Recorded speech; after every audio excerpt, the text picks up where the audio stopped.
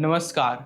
दुनिया की 50% population purchasing power parity के बेसिस पर G7 बड़ी इकोनॉमी और इंडिया इसका इम्पोर्टेंट हिस्सा। जी हाँ, हम बात कर रहे हैं ब्रिक्स की। आज के इस एपिसोड में हम डिटेल से जानेंगे कि आखिर ब्रिक्स है क्या और इंडिया को इस एक्सपेंडेड ग्रुप से कैसे फायदा हो रहा है। तो बने रहिए हमारे साथ। सबसे पहले हम समझते हैं ब्रिक्स का मतलब। ब्रिक्स दरअसल 11 इमर्जिंग इकोनॉमिक्स का एक ग्रुप है। ब्राजील, रसिया, इंडिया, चाइना और साउथ अफ्रीका। अगर हम हिस्ट्री की बात करें तो गोल्डमैन सैच के इकोनॉमिस्ट जिम ओ नील ने 2001 में पहली बार ब्रिक्स टर्म कॉइन किया था। 2006 में इस ग्रुप की नींव रखी गई थी। उस टाइम सिर्फ 4 देश थे और इसे ब्रिक कहा जाता था। 2010 में साउथ अफ्रीका के जुड़ने के बाद ये ब्रिक्स बन गया और रिसेंटली 2024 से 25 में इस ग्रुप में 6 नए मेंबर्स कंट्रीज भी ऐड हुए हैं। Egypt, Iran, Ethiopia, UAE, Saudi Arabia और इंडोनेशिया। अब आप सोच रहे होंगे ये ग्रुप कितना पावरफुल है। आइए कुछ नंबर्स देखते हैं। ब्रिक्स कंट्रीज मिलकर वर्ल्ड की लगभग 48 से 56% पॉपुलेशन को रिप्रेजेंट करते हैं। ग्लोबल GDP में इनका शेयर 26% है नॉमिनल GDP के बेसिस पर। लेकिन सबसे इंपॉर्टेंट बात यह है कि परचेजिंग पावर पैरिटी यानी PPP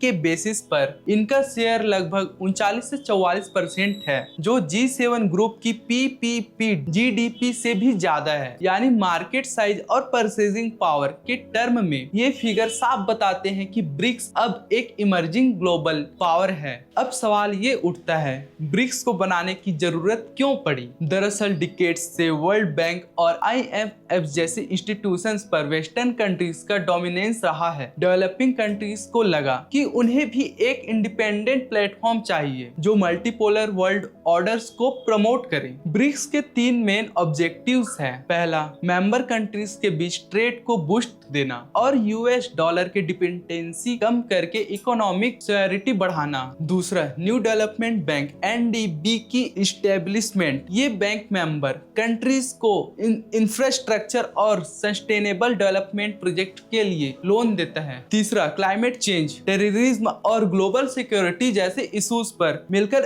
एक स्ट्रॉन्ग वॉइस उठाना। यानी ब्रिक्स सिर्फ इकोनॉमिक ग्रुप नहीं बल्कि एक पॉलिटिकल प्लेटफॉर्म भी है। भारत के लिए ब्रिक्स के फायदे। अब आते हैं सबसे इंपॉर्टेंट क्वेश्चन पर, इंडिया को ब्रिक्स से क्या बेनिफिट मिल रहे हैं? पहला बेनिफिट, इकोनॉमिक कोऑपरेशन। ब्रिक्स के थ्रू इंडिया दूसरे मेंबर कंट्रीज के साथ डायरेक्टली अपनी करेंसी में ट्रेड कर सकता है। इससे फॉरेन एक्सचेंज की सेविंग होती है और रुपी स्ट्रॉन्ग होता है। दूसरा benefit, financial support. New development bank से इंडिया को अब तक 26 अप्रूव प्रोजेक्ट के लिए $8.6 बिलियन से ज्यादा का लोन मिला है। ये मनी रोड, इलेक्ट्रिसिटी और दूसरे इंफ्रास्ट्रक्चर प्रोजेक्ट्स में इन्वेस्ट हो रहा है। तीसरा project, global platform. BRICS India को यूनाइटेड नेशन और दूसरे इंटरनेशनल फोरम्स पर अपनी बात रखने के लिए हेल्प करता है। ये इंडिया को वेस्टर्न कंट्रीज के साथ रिलेशनशिप मेंटेन करते हुए ग्लोबल साउथ के लीडर्स के साथ रणनीति मजबूत करने में मदद करता है। चौथा बेनिफिट, टेक्निकल कोलैबोरेशन।